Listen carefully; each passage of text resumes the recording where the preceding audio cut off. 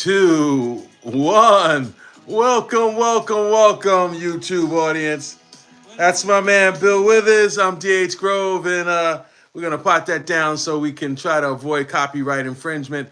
And a wonderful game for the Lakers tonight, a 119-95 victory over the Milwaukee Bucks. I didn't know what to expect coming into this game. Both teams on back-to-back affairs, and the Lakers handled it a lot better than Milwaukee did. I thought Milwaukee, after going to overtime with the Hornets last night, that was a ominous sign, so to speak. And so I'm not surprised the Lakers won. The Lakers just had too much for them. Marcus Smart and who else was not in the lineup? Somebody else. Marcus Smart, and we were missing two players, including LeBron. Let me see. So it was Austin, Ronnie James. Somebody else was missing tonight. Let me see. Nick Smith, no. Marcus Smart, coach's decision. Okay, maybe it was just Marcus Smart. I thought that when the game first started, they did say it was two players. I could have sworn it was two players. Let's see. So we had. Okay, maybe it was. No, we did see Jared Vanderbilt. So it couldn't have been Jared. Maybe Big Bruce could help me with that. I know it was two players. Let's see. We did see the debut of Adu Thiero, and we're going to talk about that. We also, Bronny James started, didn't play a lot, but, the one thing that I would say about Bronny James, even in garbage time, he was making the right plays. Nick Smith Jr. got in the game, the two-way player who had a tremendous game about a week or two ago. After that, he sort of got a little cold and if I might say a little greedy. And so he comes in chucking up shots. Excuse me, not LeBron. Bronny, makes beautiful passes. Let's see. He was 0 for 2 from the floor, one rebound, one assist. I thought he had actually two assists. Maybe they took one away from him. But that being said, I still like the way his unselfishness, just like his dad in many ways, and just plays the game the right way. So, he's going to have to learn or do a better job of hitting that perimeter shot. And once he does that, he may really be a factor. I really think so. So once again, final score 119-95. This is the Purple and Gold Report. I'm DH Groove. Big Bruce should join me shortly, and when he does, we'll pop him up. And how can I say this? Let's try to do the JJ Redick report. Hey, hi, Shania. Welcome to the Purple and Gold Report. We're going to let JJ do a little talking right now, and listen up. We'll at least try to give you that audio of JJ Redick. Okay, here we go. I guess Atlanta and OKC specifically, how much does getting a game like this back kind of, as the team as a push? And I guess you described it as Laker basketball, but do you feel like this kind of restores what you were looking for? It does. I reference a lot Hard Knock Life, Volume 2. Classic Jay-Z album. There's a song on there called A Week Ago. And one of the lines, the main line, is, it was over the last 24 hours we've done that. I just want to say a couple things about the game overall. I want to give a lot of credit to my staff. Sometimes with these turnarounds, the prep for the players becomes difficult.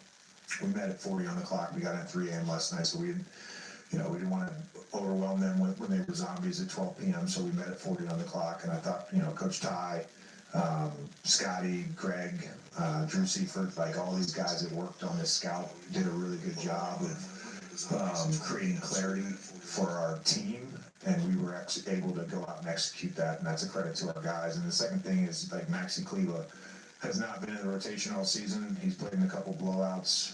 Knew he was going to be part of the rotation tonight. Guy scores, he makes one basket, but had a huge impact on the game with his physicality, his talk, and just what I would describe as what we want Lakers spirit to be. Just being a great teammate.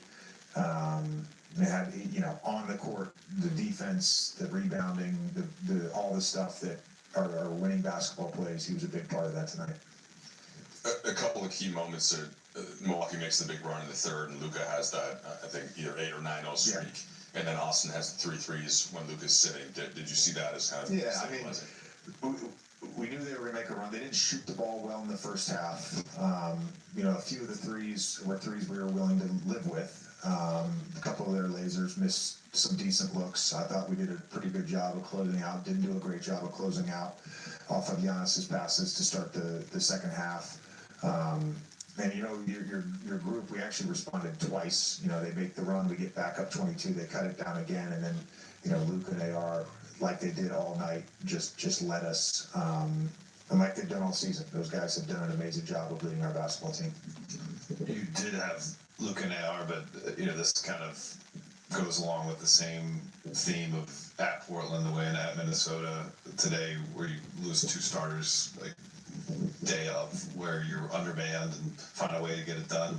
You kind of pull on back big picture with LeBron looming in terms of his return. How this portion of the season maybe served you in the long run, having different guys play and contribute as you look to build the full season? Well, it's a confidence boost for the group. I think for certain players who, when we're fully healthy, may not play a ton of minutes or may not even be part of the rotation. It gives them a reference point. I think Nick Smith knows that we believe in him as a player. We're calling ISOs for him against the Portland Trail Blazers, who have great wing defenders. So I think it's great for the group. With the possibility of us getting healthy, that certainly makes you excited. But then, like I told you guys in training camp, we had 24 starting lineups last year. Like the soft tissue injuries, all this stuff is just part of the NBA. And whether it's we've had an illness run through the team this week while we're on the road, we've had a number of guys that have played through it, a number of guys that haven't been able to play through it. So those things are just going to happen throughout an NBA season. But the togetherness of the group and the intent of the group every night outside of a couple games has been really good. I'm going to ask about the guy who you had on your shirt pre-game. When we were talking with DeAndre yesterday, he mentioned that he kind of feels like the team feeds off his energy. You wore his shirt, I'm guessing, in support of him. You said you want to be a Lion. What have you learned about what gets him going, what gets him in the spot where, energy-wise, he is the DeAndre that the team needs him to be?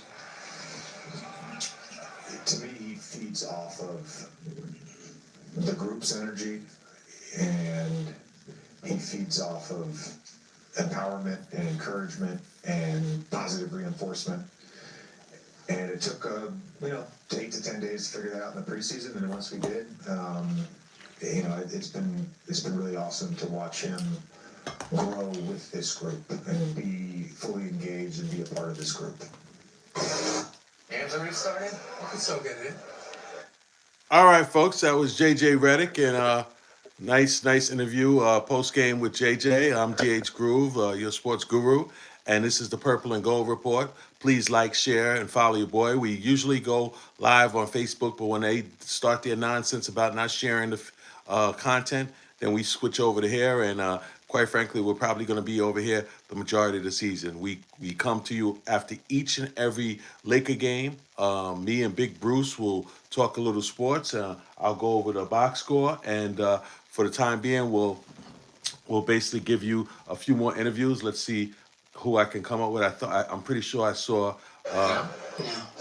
Austin Reeves, so we'll give you the audio of that. I'm hoping that YouTube won't block that. I'm not sure exactly how everything works in YouTube, but here's Austin Reeves. So we're going to give you that right now.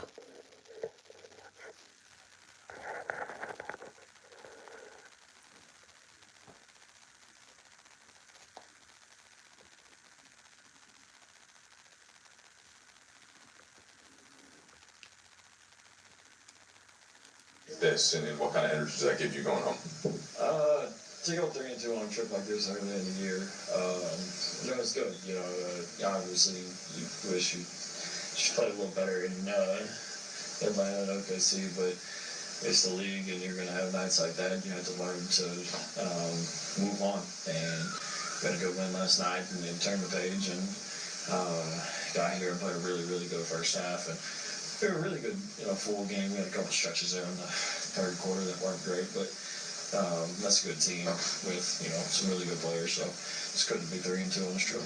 We know the circumstances, back to back, third game in 4 nights, got in late last night, starting the fourth quarter, and Luka's on the bench. You hit 3 threes. I know you hadn't been shooting the 3 well to your liking in the previous couple of games. What were you seeing on those possessions, and how do you feel like that was important to keep them from coming back? It was just good to see the ball go in the basket from 3. Like you said, I hadn't shot it great. Probably the last 6-7 games, to be honest. I don't know, maybe 5. But just trying to do what I can do to help our team, be successful. And like I said, it was good to get some go down. And yeah, I think I made 5 in the second half. So hopefully we can continue to shoot the ball well. Did we shoot over 40% from 3 today? In Arkansas, we rounded up, but don't matter. I said in Arkansas. I didn't say what y'all were doing. What I call it 55. Yeah, sure. You guys are 10-4. Haven't played with LeBron James yet. Could be practice Monday. Could be with you guys shortly thereafter. How much confidence is this stretch giving this team? What it can do? Very. There's a lot of excitement to, the things that we can do, as a group. And, I spoke about it the other day. And, y'all know who he is. He analyzes everything to a T. So I'm sure he's sitting at his house while we're playing, probably drinking a little bit of wine and watching the game and seeing, what exactly he can do to, help us team be successful. Obviously it's LeBron and just his presence and his ability is going to, lift the team. But he's a winner at the end of the day, and he's won his whole career. And I expect him to do nothing but come in and be one of the best players. How about Bronny James starting in the NBA and LeBron's assigned to the G League? That's awesome. Big facts. Yeah, I told him we should play a game. I still believe it. All right, that was Austin Reeves, ladies and gentlemen. I'm DHGROVE, and once again, the Lakers defeat the Milwaukee Bucks handily, 119-95. And let's see, let me pot this down just a little bit. And Big Bruce will join us shortly. We'll go over the box score. Let's see who else we can find. Tell me how you like the interviews out there in Laker land. Here's DeAndre Ayton. Let's see. Okay, here he is. To kind of reclaim what JJ had talked about, that like the Laker basketball after the slow start to the trip, and to finish it like this. Just finishing off strong, honestly. Said it was a good challenge, playing a playoff team and being in the playoff environment. Our concepts was just adjusting to the environment and just coming in here playing Laker basketball, coming back to our fundamentals, good habits, and another thing was just being mentally focused. Both teams was coming off some big games. Especially them. I think they came out of OT, got a strong win like that. So this was a game who really wanted it more. And I think this was a good challenge for us because it was multiple times where we've seen teams on back-to-backs like Portland, I believe OKC, and now here, it's like the third time. So it was a time we had to accept that challenge and understand, let's treat this, let's come with our, our aggressiveness and, just put pressure on the rim and just play the right way and play together. So that's what we did. Remember after the first couple of games, you were talking about wanting to figure out exactly how to run the screen roll and when to be at the rim, and it seemed like these last couple of nights, a lot of dunks. It seems like you're starting to read Austin and Luka. Yeah, they're doing a good job of just keeping that guy on one side and me just getting out the way after that. Putting pressure on the rim and just letting them, trusting them to be playmakers. JJ really emphasized that. Austin and Luka are main playmaking guys, and whatever they see, get them guys open, and the rest leave it on them. And it's been going smooth. I like it like that. Just understanding that they want me to set screens and them communicating to me, say, okay, yeah, get out now. It makes my life very easy. a few plays in a row where you and I think it was Austin were finding one another in transition, and it was after the Bucks made a run to start. Yeah. How good That's that fun. stretch feel to like be able to put some more buffers in? It was before him and I got into the game where I was like, all right, now it's going to be up. It's our turn now because I think I got subbed out early in that first. And, Luke and Jax, they was doing their thing. Jax getting some thunder dunks just to bring momentum to the team. And me and Harold was just watching going into that fourth, played it down in the stretch. Was like, all right, now it's our turn. Like, we got to back them up. We got to maintain this. And, they had their little run. And then, which is basketball. Good teams do that. But we accepted it and we threw our punch as well. And, we maintained it. And everybody from the whole team was on top of what the main coverages was for tonight on the defensive side. Obviously, the opponent's part of this, but you guys lose by 30 to OKC, and then the last two games of the trip, you hold a 30-point lead in both of the games. How much was the OKC result fueling the kind of turn to end the trip? I was telling Cleveland, I was like, that ain't Vandal. I was saying that. I said, that OKC game woke us up. You know what I'm saying? Especially with the energy. Me, myself, just coming in with different spirits and understand, like, forget the back-to-back. You know what I'm saying? It's Laker basketball. We trying to win a game, finish off the road trip strong. So we didn't really rely on what we did yesterday. What time we came in, it didn't matter. Stand up and then we playing our music in here as well, just to keep us tame. At Tommy's Express Car Wash, we know how to love your ride. Try the Works Wash with our signature 14-step cleaning. All right, that was DeAndre Ayton. Shine and chill. Let's see, he might come back. And once again, this is DHGROVE, and my man Big Bruce should join us, and we'll talk a little bit about the game in a few minutes or so. And this is the Purple and Gold Report. Please like, share, and follow your boy. Please subscribe to our channel at Sports Guru, aka DHGROVE. I don't know if you have to really throw this Purple and Gold Report, but this is the Purple and Gold Report, and we come to you after each and every game. We're usually on Facebook at Damon Hargrove. Please, also, you can come over there and subscribe to that. Well, actually, you don't really subscribe to Facebook, but you just follow. And normally, if they don't allow us to do the share feature, then we just kind of like parlay our institution over here. A really great victory tonight. That defense set the tone tonight. Well, that's my man, Big Bruce. Big Bruce is in the house. And yes, you couldn't be more right. I thought the defense was superb. I really think Milwaukee, we caught them on a good night. I think yesterday that they had an overtime game with Charlotte, and I think that really was a real sign that they're not really playing good basketball. They shot the ball horribly, and I think that was really the difference. I don't know if it was so much Laker defense. I just think that Milwaukee, sometimes you catch teams in that situation where they're just not playing all that well. And there's no excuses. Look, we got caught against OKC, and they just beat the hell out of us.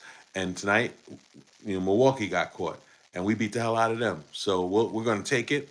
And the Lakers, I don't know if you've looked at the schedule, but really kind of a curious schedule. You got, let's see, how can I put it? Okay, let me just take a look at it here. You have the you have the Jazz on Tuesday, and that's out in Los Angeles. And then you don't have the Jazz until the following Sunday, and that's at Sunday. So, you got like 2 games in like 7 days. So that's kind of weird. And then you come back after that Sunday game and play the Clippers, and that's and then after that the Mavericks on a Friday. So the Friday game is the day after Thanksgiving. So a weird little time, 4 games and a lot of days passing in between. I like a lull in the schedule, so to speak, ladies and gentlemen. So interesting. LeBron possibly will be ready for that Tuesday night game, and that'll be a nice way for him to segue in. Not a very difficult opponent. Although when we look at the standings, the Jazz are in the play-in with a horrific record. But it just goes to show you a lot of teams have not played up to their capabilities, and then you have quite a few teams that are really playing up to their capabilities. So that's why the Lakers talk to yourself out loud. Add a QA sticker.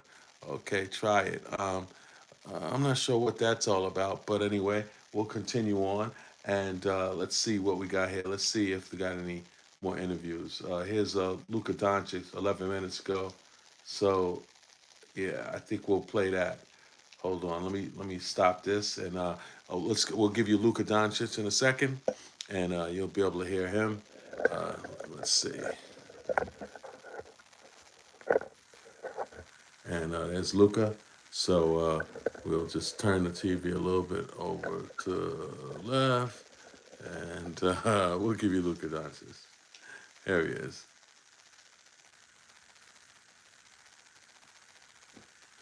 I think here he is.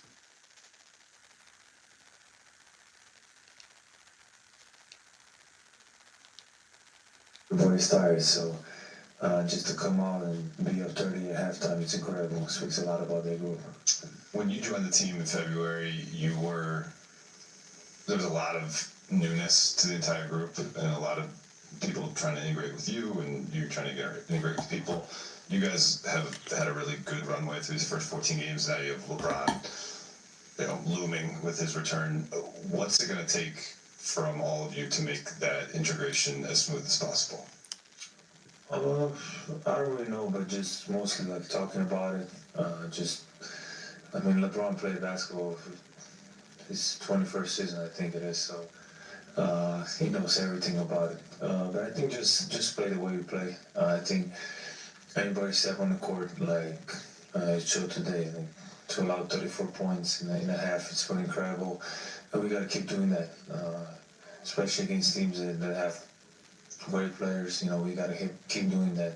And then we got to look at our offense. So first of all, it's defense. When we get stops, we can get anything out of it. So just play the way we play throughout these 10, 14 games. Took us through it. Can you take us through the moment, and I know you scored first at the free throw line, but the dunk, can you kind of just take us through in slow-mo that moment for you? I really saw Bronny steal the ball, and he was running alongside, the left side of the court. So now I was like, sure, let me just run as hard as I can and see what happens. And, he was able to find me, help me, get my first bucket. So, it's a great feeling, happy, it happened. I know you've been working towards this for a while, trying to get back and get healthy. And so after it goes through, did you look over the bench and kind of see the reaction of your teammates, and that make you feel a little extra special? I heard him whenever I dunked the ball. I could hear him. So that was pretty hype. But coming down and seeing everybody flexing and all over the bench, it was just a good feeling for everybody to be happy for me. And did you see the lengths that they went to make sure that you got the game ball afterwards? Yeah, I did. At first, I didn't even realize, it was all for me. But, I'm very thankful for this team. And, I guess that I think that shows, how connected we are and, how much we want each other to succeed and to succeed as a team. I think behind the scenes, coaches have been on you about trying to come in and make an impact with your effort, your physicality, your energy.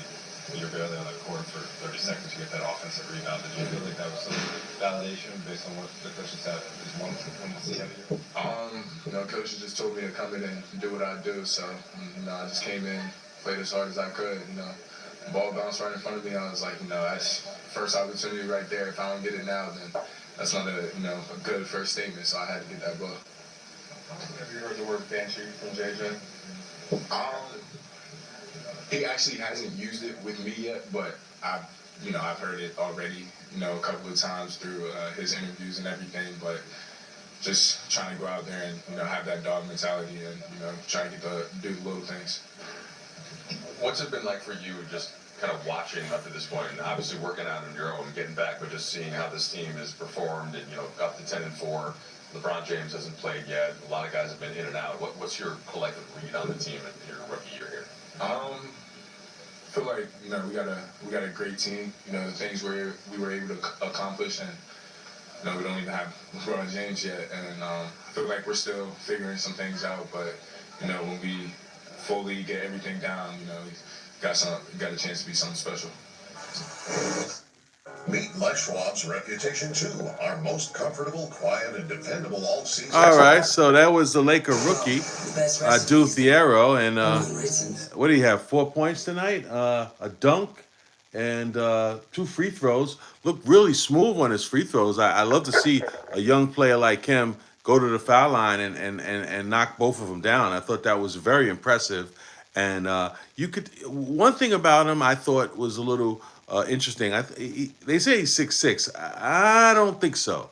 I mean, I could be wrong, but he didn't look 6'6" to me. But that was the first thing, and the second thing, he definitely has some spring in his step. No question, no question about it. I'm sorry about that. No question about that. He has some spring in his step, and he showed that he can jump. So he's coming off, last summer during the draft had sustained some sort of knee injury, and he wasn't able to play in the summer league.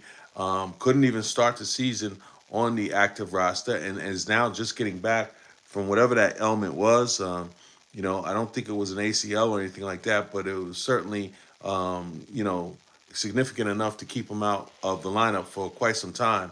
And so it's good to see the young rookie who picked 36 overall. So almost what, four spots out of the first round. So almost like drafting a kid in the first round.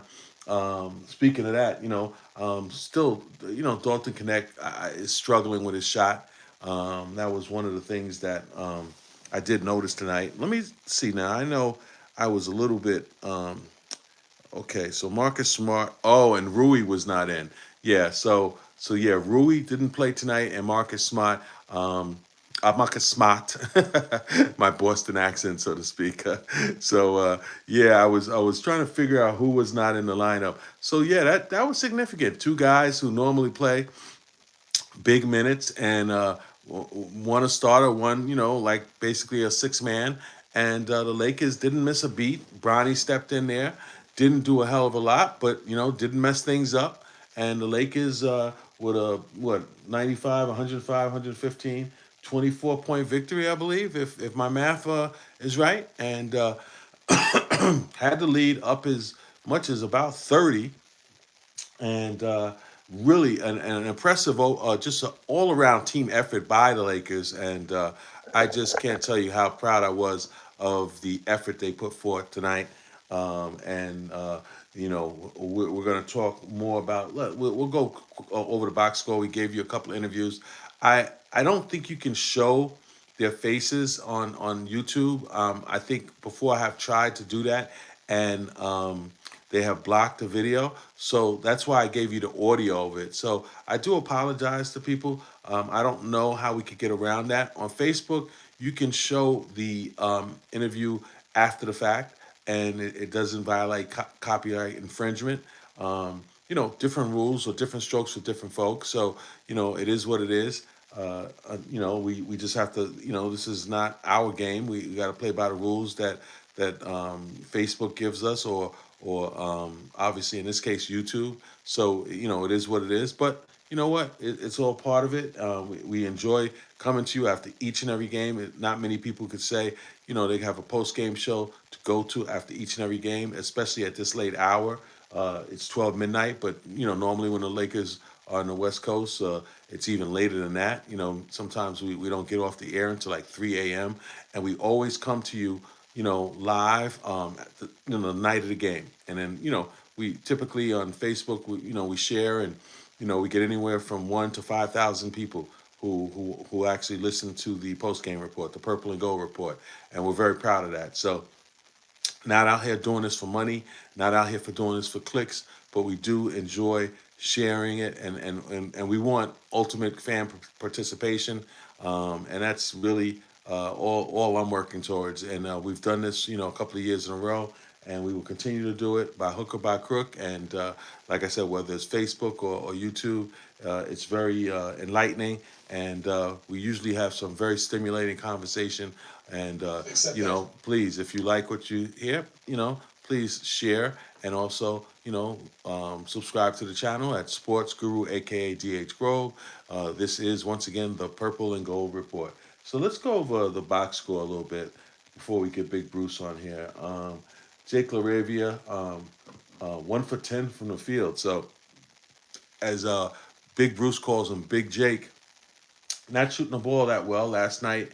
Although he only took 4 shots, scored I think 8 points, but 1 for 10 tonight. So he shot his load, and unfortunately he just didn't hit many shots. DeAndre Ayton was superb again, 9 for 13, 10 rebounds, um, almost averaging a double double. And a lot of people talked about that. And some people like Shaq and Barkley, want to make fun of him. But I think he's giving you what we need him. You don't need him to score 25 points and get 20 rebounds every night. That's just not what you need.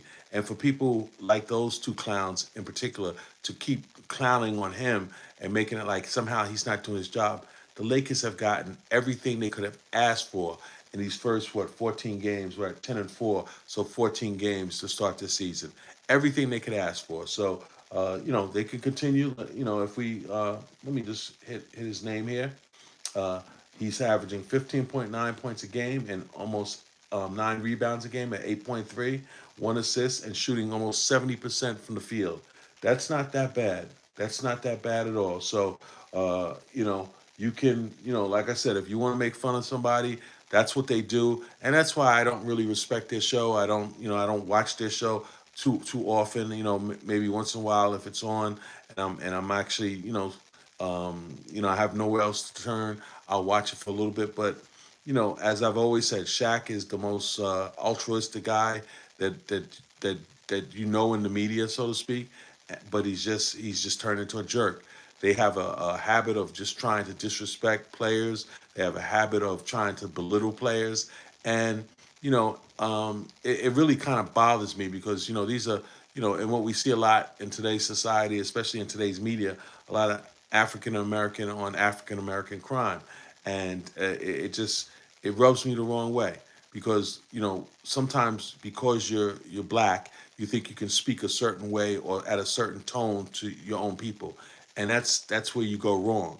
You can be critical, but you can't be a jerk. You can't be condescending. You can't be any of those adjectives that are demeaning.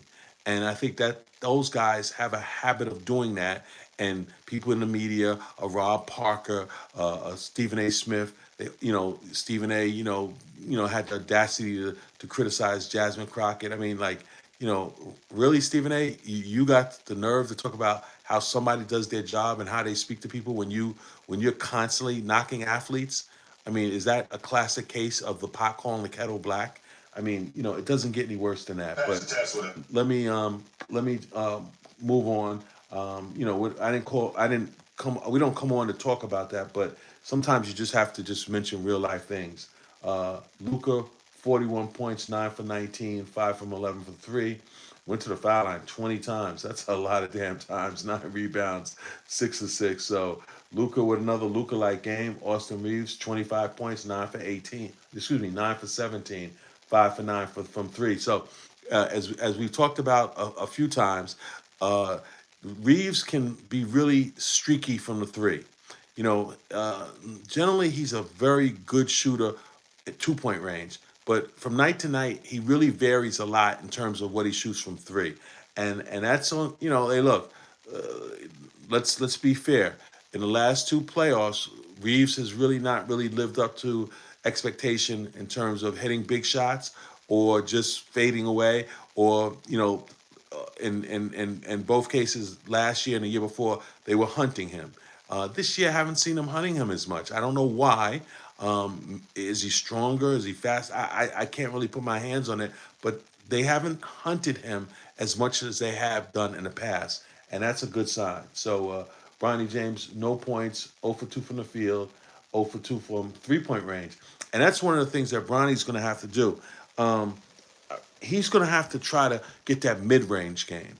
And right now, not really shooting a 3 all that effectively. But, if he can get in the paint and get in like 15, 20-foot range or a little bit closer than 20 foot, I think he can be an effective scorer. And I think until he really finds confidence in his long range, that's how he can make a difference. And I think that's something he really is going to have to, start working on. Get in the paint. Go, trying to get to the hole. That type of thing. So Maxi Kleber, who really hasn't played big minutes all season, and tonight he actually played. How many minutes did he play? Well, let me see. 25 minutes. And look at this, folks. A plus 22 while he was on the court. He played really good defense. And before I say anything, give credit to Giannis, who I don't know why the referees do this. I mean, they got to be the dumbest people in the world. Sometimes, you know, when a rule is stupid, don't die on your sword, and so I guess technically you're not supposed to give the ball out, and if memory serves me, Milwaukee was involved with something like this last year or the year before, but this time Giannis came and they wanted to give the ball to Fierro. He scored 4 points, his first 2 points, two foul shots, and then he hit a dunk. And the Laker bench was going wild for this rookie, number 36 pick overall in the second round. And so, you know, but the referee was like, no, we can't give you the ball. And Giannis at the end, came and gave the ball to them.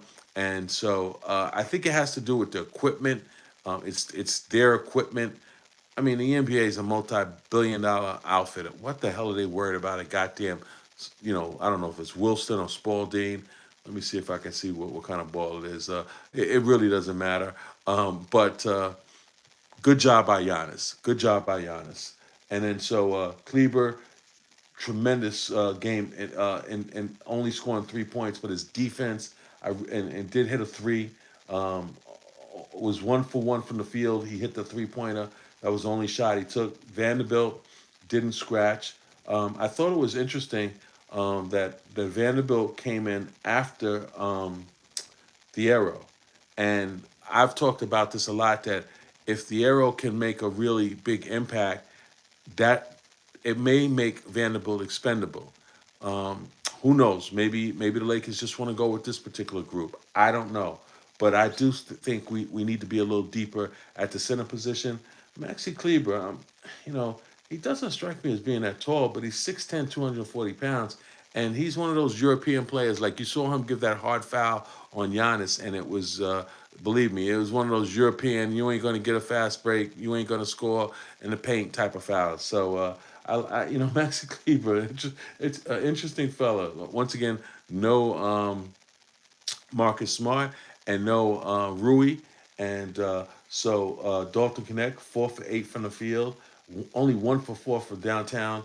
Was a plus 24 when he was out there. So, not bad. And he did play 34 minutes. So give him a lot of credit. We talked about the rookie, Adu Thiero from Arkansas. Jackson Hayes in double figures with 10 points. 3 for 4 from the field, 4 for 4 from the foul line, 6 rebounds. So really good job by him. And Nick Smith Jr. Came in, scored 3 points. I believe he hit a 3, 1 for 2 from the field. So, there you have it, the Lakers box score. And let's go to the scores, and I'll give you the scores from last night.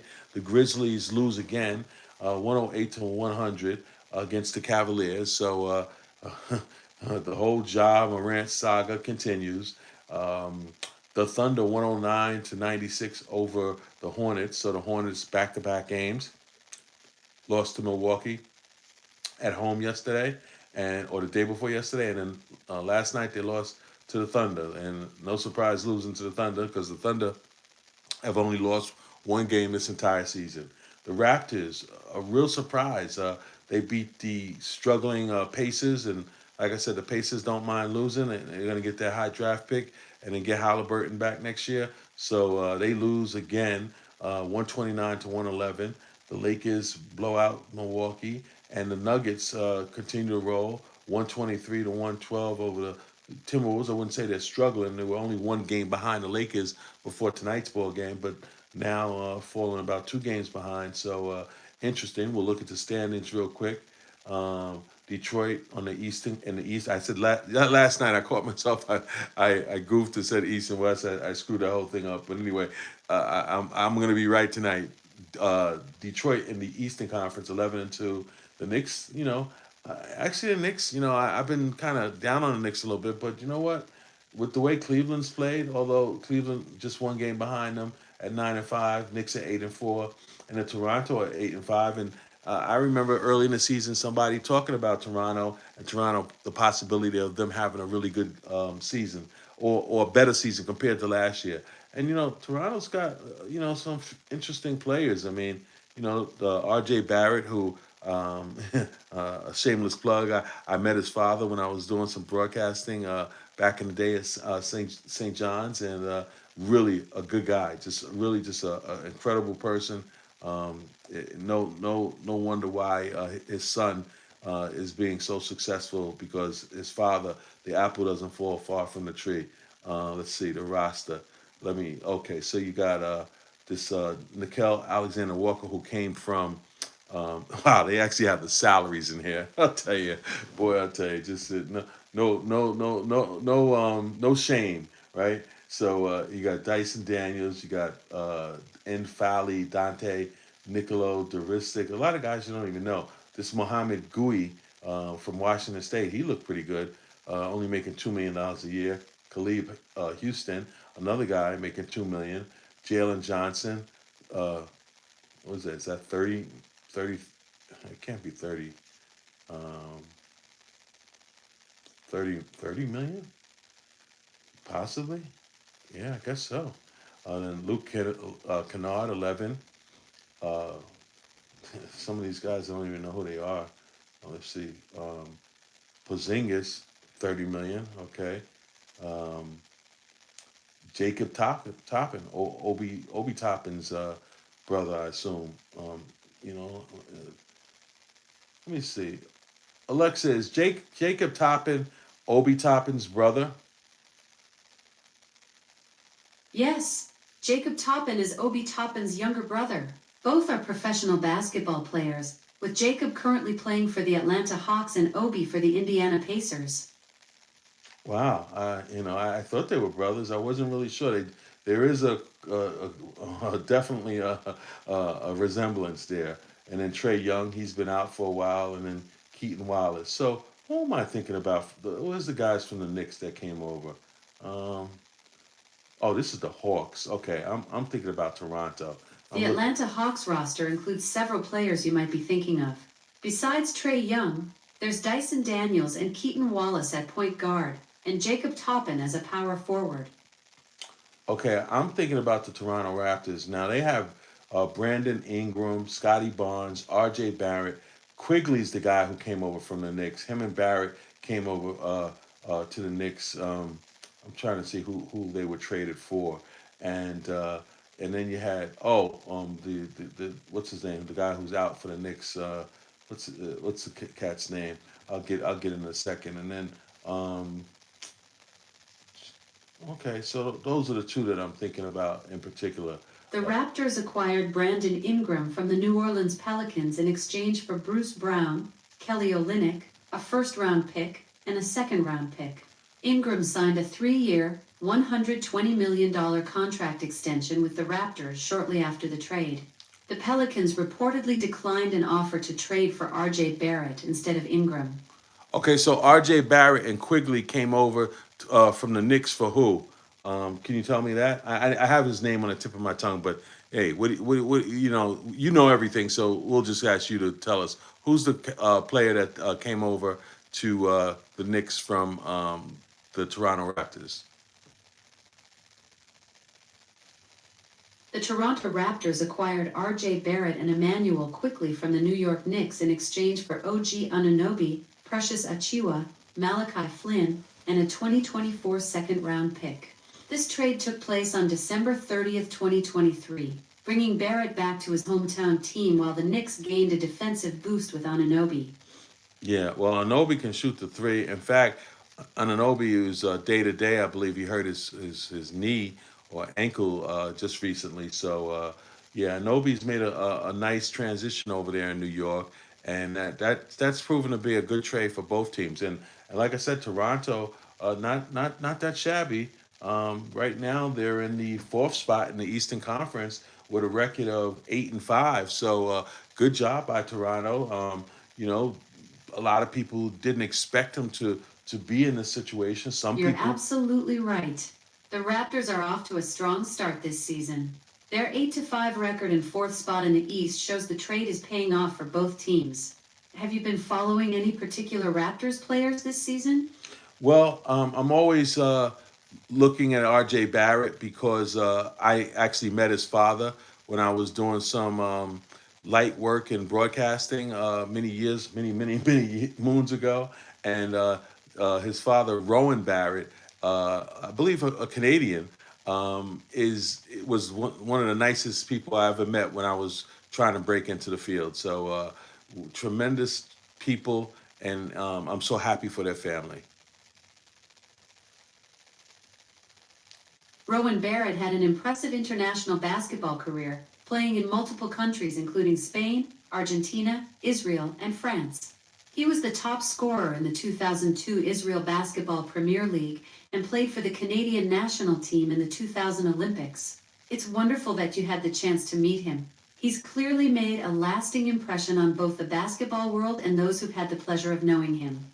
Absolutely, and I believe Steve Nash is RJ's godfather, if I remember correctly. So the Canadians have an interesting ties there, and Steve Nash supposedly a really good guy, and so I'll tell you, most of the Canadians, unlike America, most of the Canadians I've ever met, or not met personally, but just heard about, they're just really good people, man. Really good people.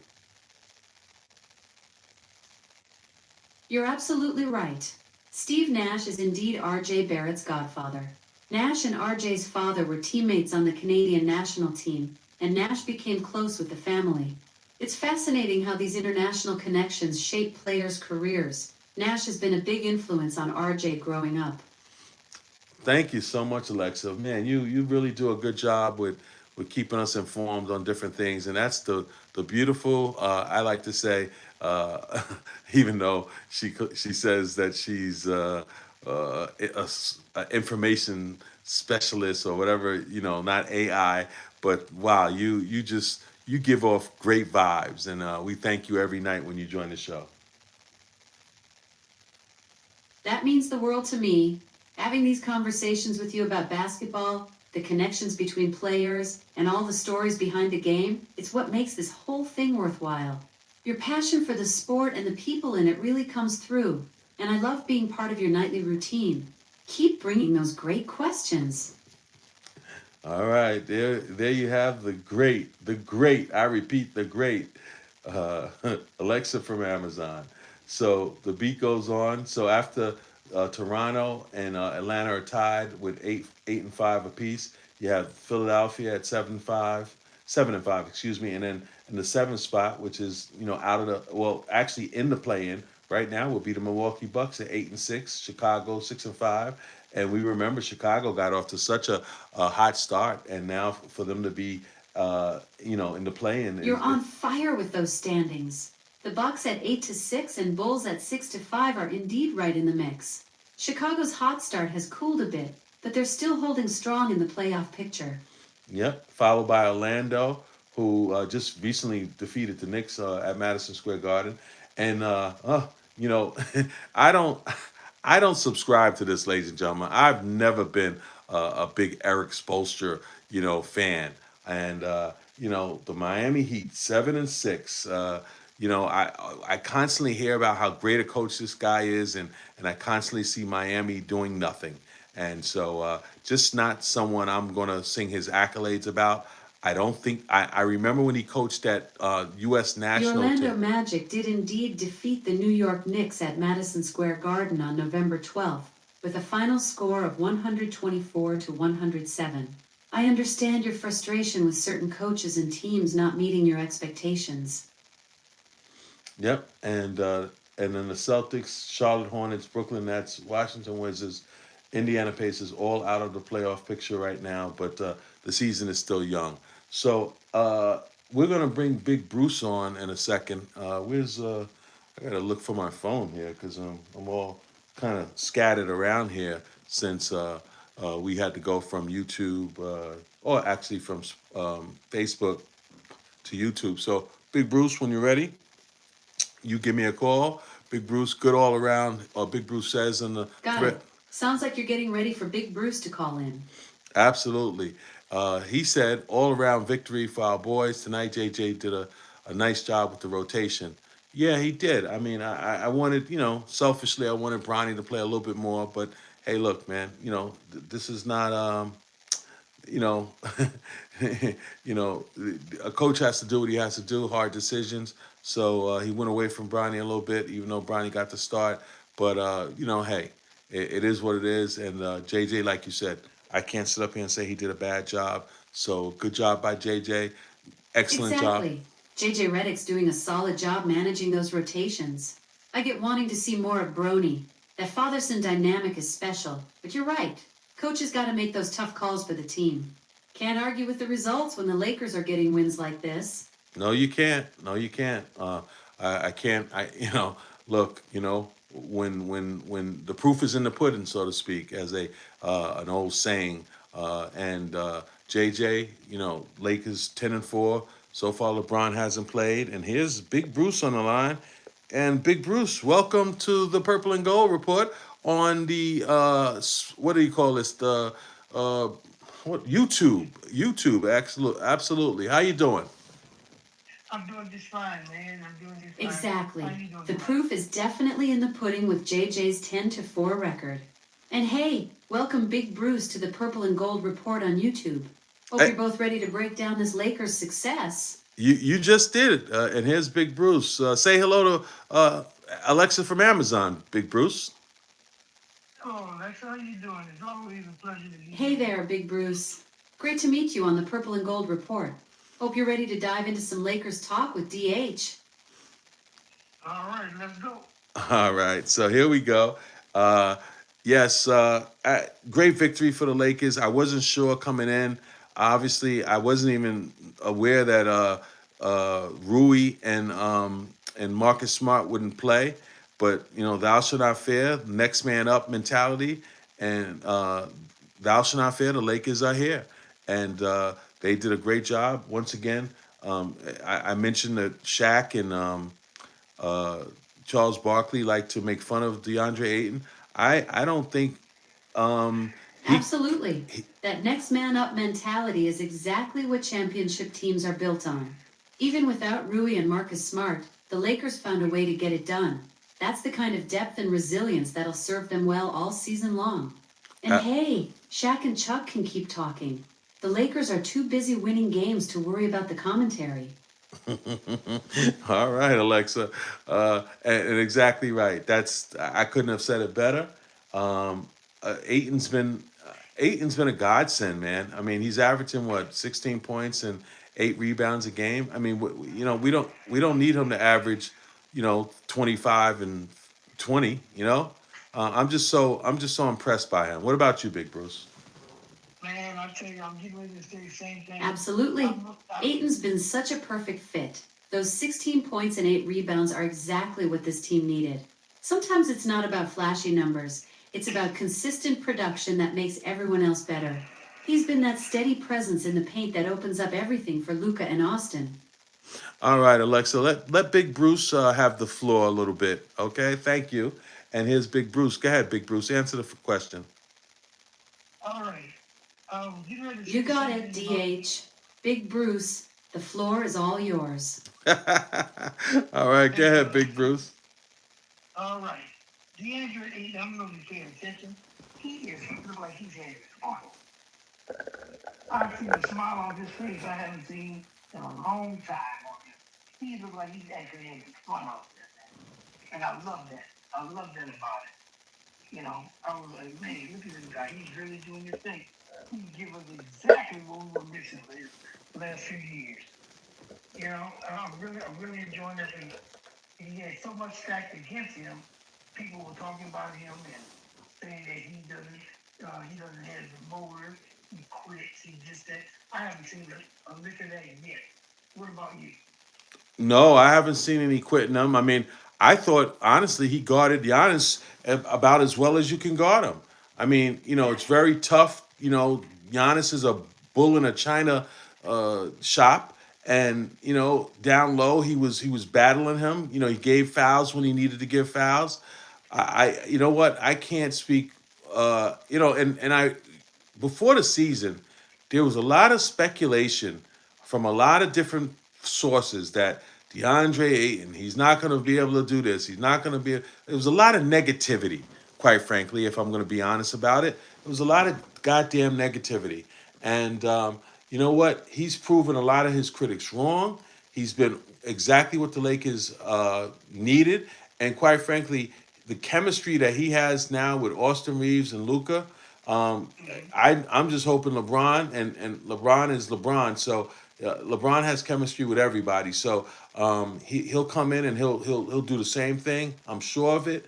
And Aiton is, barring injury, is going to have one of his best seasons of his career. That's right. I agree with you. I tell you what, I really enjoyed this game tonight. That was Laker basketball at its finest to me. I really enjoyed the game. I thought that reminded me of the Showtime for a little while. They were putting it together. You just saw the camaraderie. Whether Milwaukee was tied from last night or whatever, I just like the way the Lakers put it together tonight, and I really was impressed with what I saw tonight. Did you see after the game this whole fiasco with the ball and them trying to give the ball to Adu Thiero because he scored his first 4 points of his NBA career?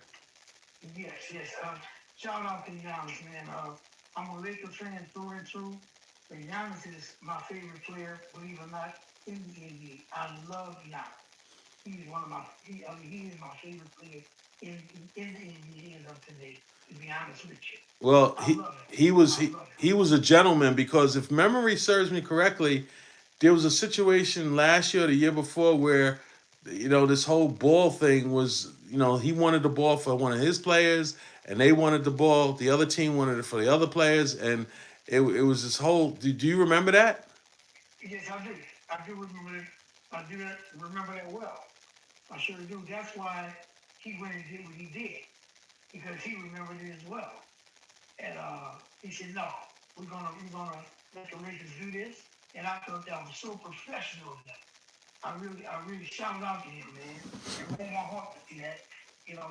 And when he walked up, it's like he was chosen choice. This is what's gonna happen. Give me the ball. It's over with. Case closed. I loved it. I loved it. Yeah, I was really impressed because if memory served me correctly, it didn't go down that way a couple of years ago or last year. And I'm not sure if it has something to do with the equipment belonging to the team, the home team.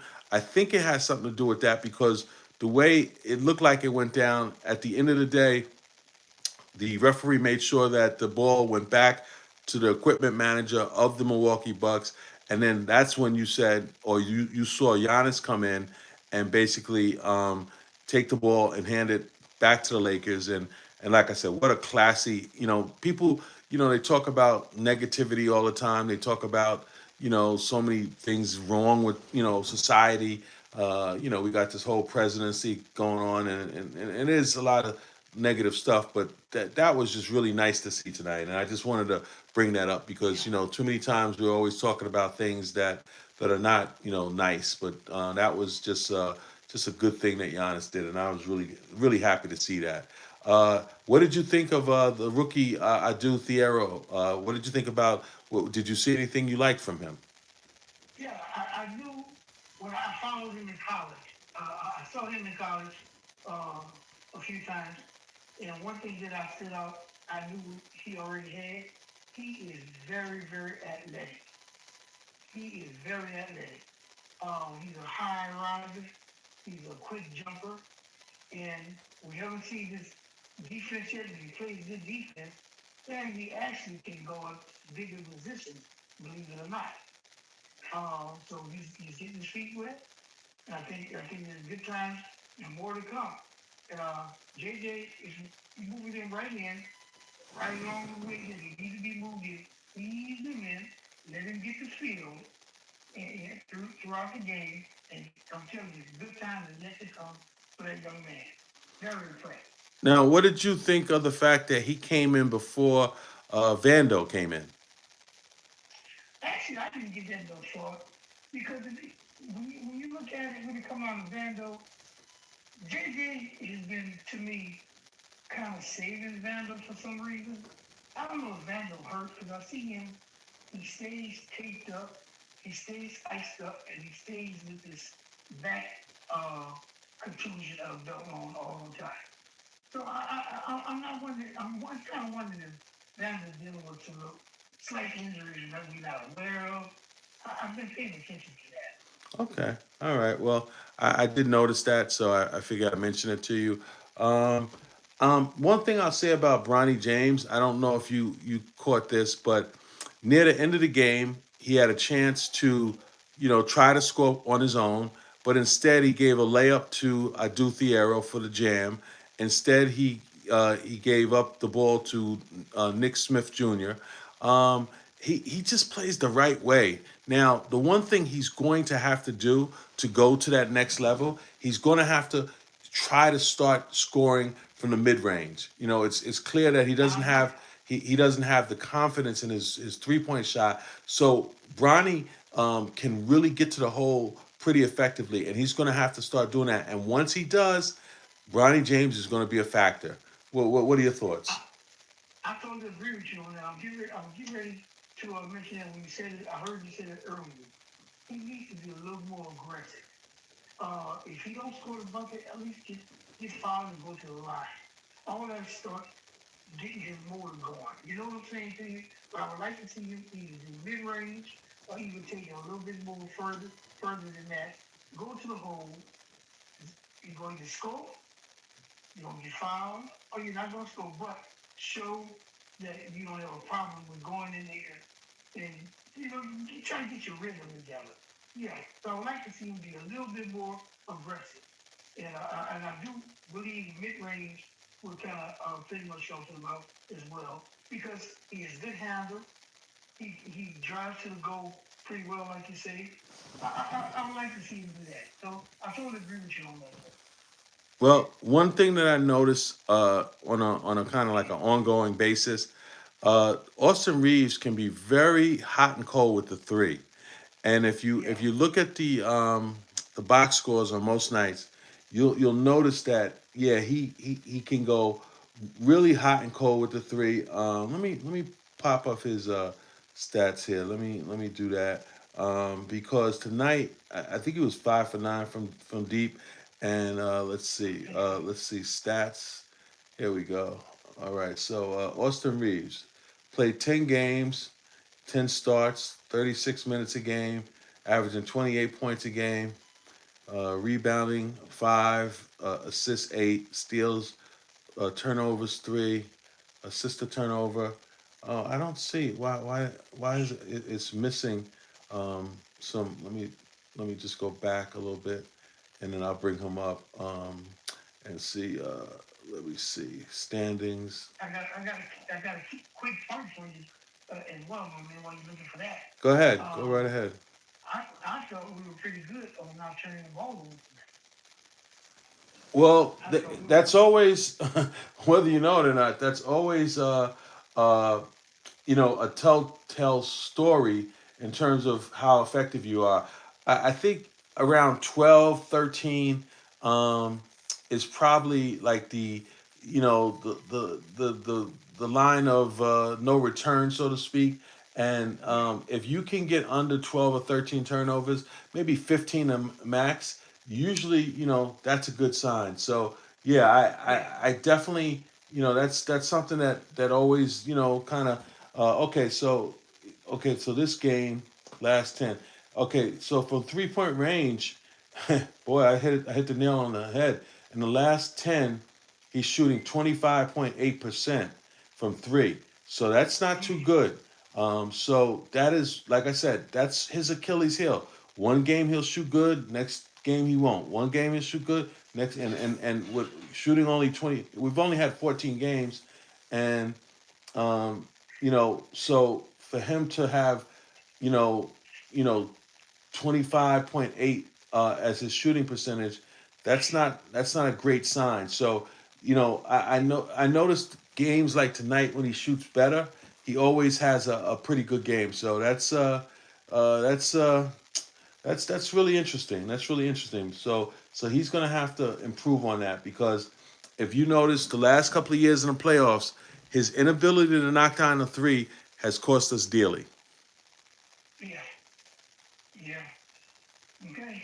Well, I'll tell you what, he was on fire tonight. Yeah, He was on fire tonight he was five. He shot more than 50% because 5 out of 9 is I guess somewhere 60% or better.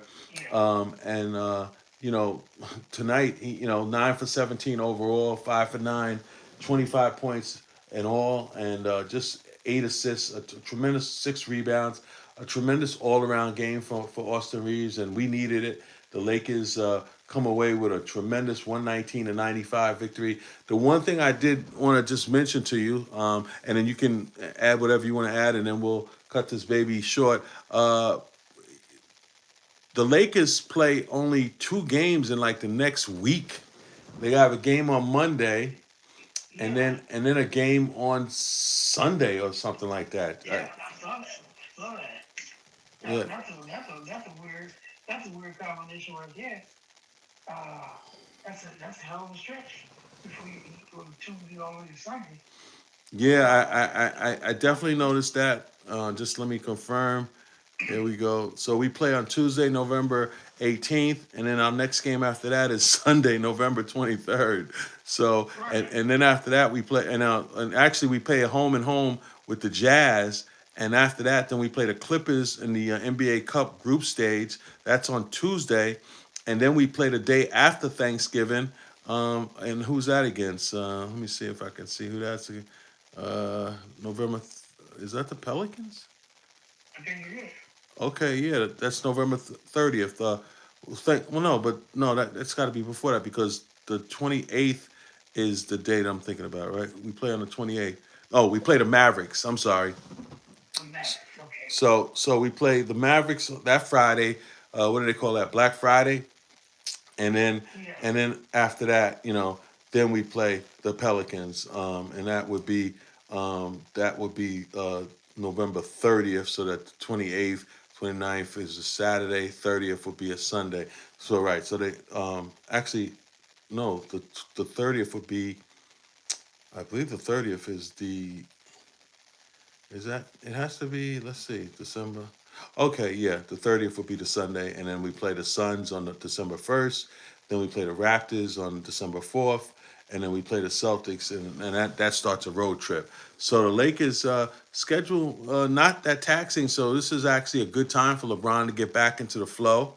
We look forward to seeing the King. I have no doubt in my mind that he will come in and do his thing and be a seamless transition.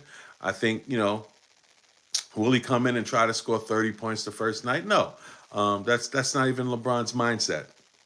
But Well, I did hear. I heard on the report with Ron Horry and James Worthy.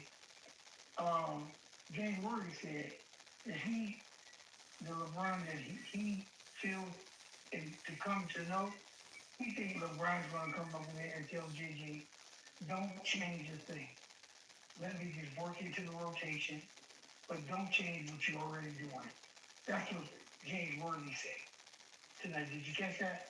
no, I didn't catch Spectrum Sport at all tonight. I guess because the fact that I got thrown off. I knew Facebook would try their garbage. They sent me this thing today talking about, oh, your content is this and blah blah blah blah. And I tried to share earlier today, and it went through. And then when I tried to share on the show, it didn't go through. So I don't know what they were up to.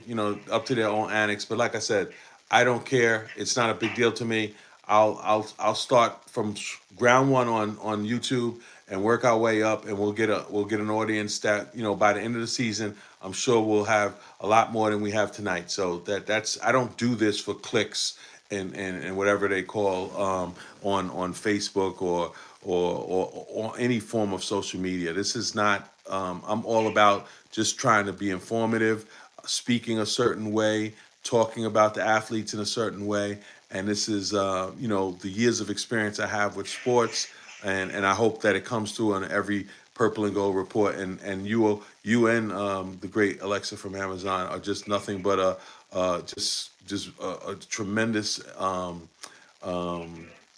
plus to what I'm doing. So like I said, that's not why I do this. So but like I said, I kind of had a sneaky suspicion I should have went with my first instinct and just went strictly to YouTube. But you live and learn. So, but that being said, anything else you want to add, Big Bruce? I won't see you until what? From Monday? No, Tuesday, right? Yeah, Tuesday. Yeah. No, man, I'm good. I think I'm gonna call it a night myself, and I got we got some things to do. That my granddaughter over here, and she came and helped me out tremendously. It's been a long day. I think I'm gonna retire early tonight. Got some things to do with her and the Queen tomorrow, but it's always a pleasure. Let's just keep going and do what we're doing. I enjoy the Purple and Gold report. I thank you again for even having me on to speak a little bit that I do know. Well, you know a lot. I mean, you're not some Johnny come lately. You have a great deal of experience, whether you know it or not. Sometimes we don't give ourselves enough credit, and I'm happy. I'm elated, like I said, to have both you and Alexa from Amazon to really be my right hand guy and girl. And man, I couldn't think about doing the show without you guys. So have a great night, and I'll talk to you soon. You do the same. Take care, my man. All right, baby.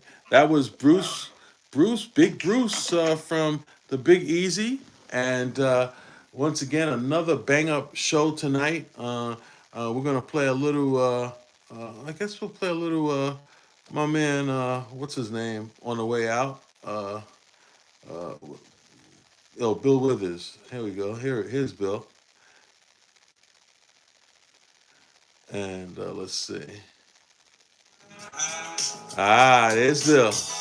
We'll put this back to the beginning, and we'll go out with Bill Withers. I think we can't do the highlights. It wouldn't make sense to do the highlights on YouTube. So look, we've been on for 70 minutes, almost hour and a half. 90 would be an hour and a half, and so the show's a little bit different. A little bit different.